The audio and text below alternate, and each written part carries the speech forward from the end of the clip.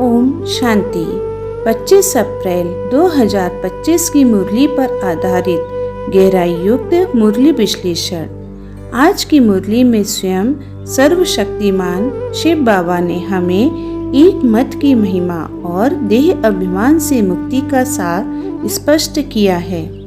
यह वह संदेश है जो आत्मा को ईश्वरीय मत पर चलने की दृढ़ता देता है, भटकन से मुक्त करता है और श्रीमत की शक्ति से जीवन को श्रेष्ठता की ओर ले जाता है।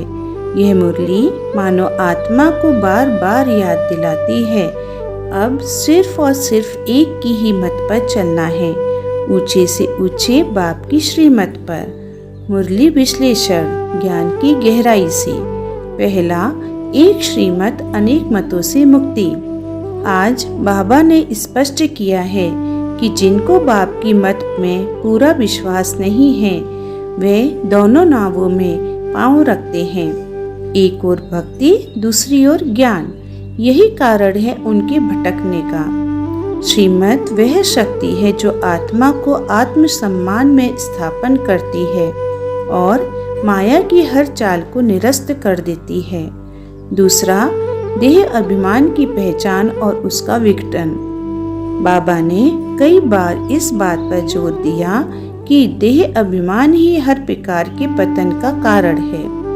आत्मा को जब तक ये स्मृति नहीं आती कि मैं अविनाशी आत्मा हूँ, तब तक माया उसे कभी भी गिरा सकती है।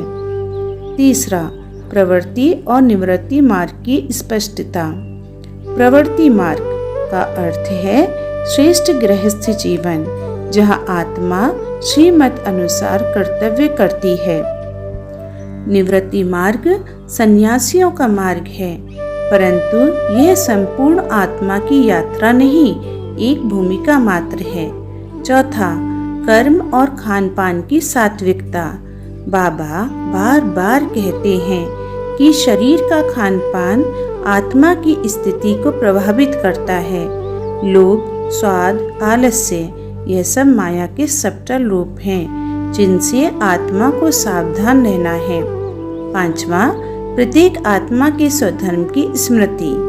मैं आत्मा बाप की संतान हूँ, मैं ब्रह्मा मुख वंशावली हूँ। यह स्मृति ही शक्ति देती है। जो इस स्वधर्म में स्थित नहीं, वह अंत में प्रजा ही बनते हैं। चाहे आज ज्ञान सुना हो या अंत में आए, बात बराबर है।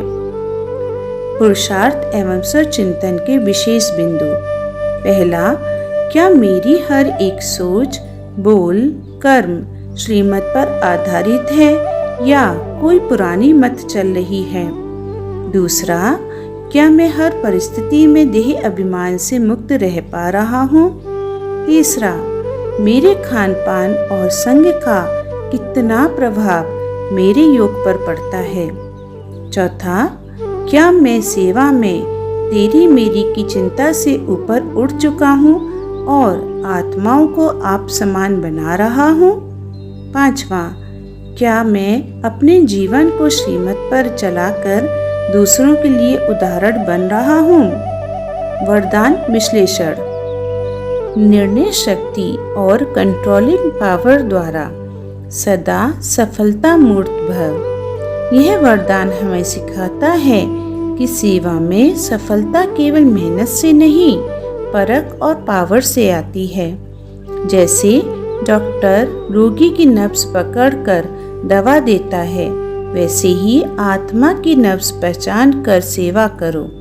साथ ही अपनी स्थिरता से दूसरों पर प्रभाव डालने की शक्ति रखो। यही है सच्ची सेवा। स्लोगन विश्लेषण। सर्वशक्तिमान को साथी बना लो तो माया पेपर टाइगर बन जाएगी। यह स्लोगन माया की वास्तविकता को उजागर करता है।